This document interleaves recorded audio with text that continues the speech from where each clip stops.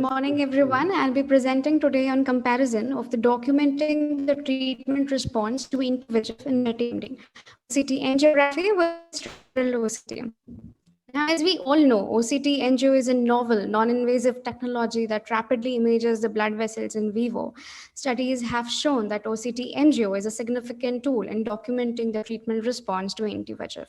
But none of these studies have simultaneously compared the ability of structural OCT and OCT angiography in documenting the treatment response in wet AMD patients, particularly in Asian populations. So the question arises, if we have structural OCT, do we really need OCT angio for documenting the treatment response?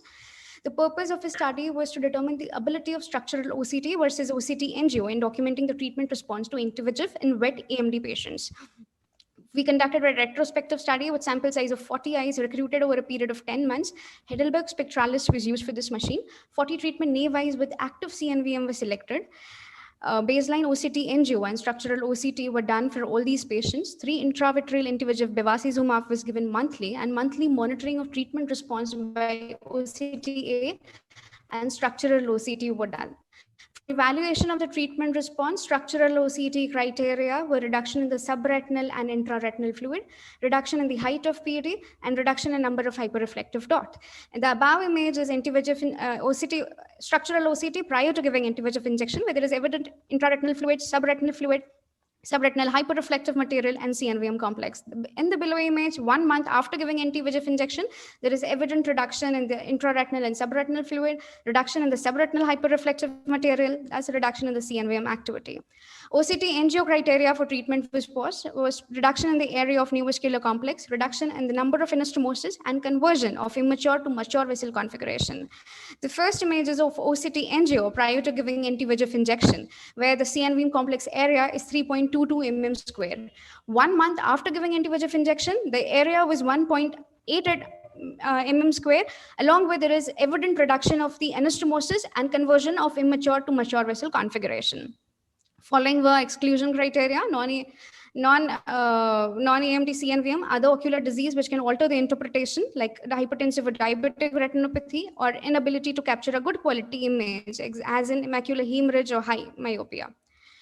We found that structural OCT detected signs of treatment response in 90% of cases, whereas OCT angio detected treatment response in 92.5% cases. Statistical analysis showed that there is no significant difference in the ability of structural OCT and OCT angio in documenting the treatment response. Coming to discussion, we can see in recent year, few studies published in some established journals have emphasized that OCT angio is a very important tool for monitoring the treatment response. But none of these studies have compared OCT angio and structural OCT simultaneously. In this study with significant larger sample size, we found that there is no significant difference in OCT angio and structural OCT in documenting the treatment response to anti-VEGF in wet AMD patients. So the conclusion of a study, though OCT angio is more sensitive to structural OCT, but both are equally reliable to document the treatment response to anti-VEGF injection in wet AMD patients. Here are my references. Thank you. Thank you.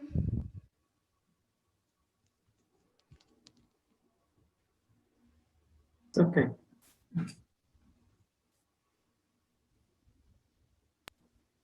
So you do not see any difference between OCTA and SD-OCTA?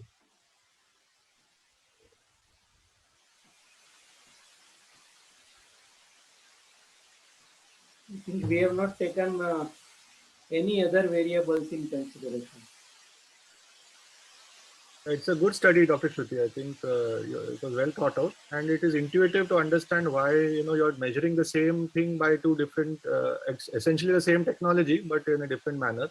So while the results are intuitive, I'm glad you performed this study because, as you mentioned earlier, this type of comparison, head-to-head comparison, has not been done. So I think you are showing quite conclusively, at least in this indication, the limited role of OCTA versus just an OCT scan. Definitely a role in diagnosis. The initial diagnosis, the planning for treatment is more important. Yes, but for progression, probably it has a little. Yeah. What was the sample size? 40 eyes. 40 eyes, it is difficult to control, and it's a good study. I think it's the largest study, so it's good.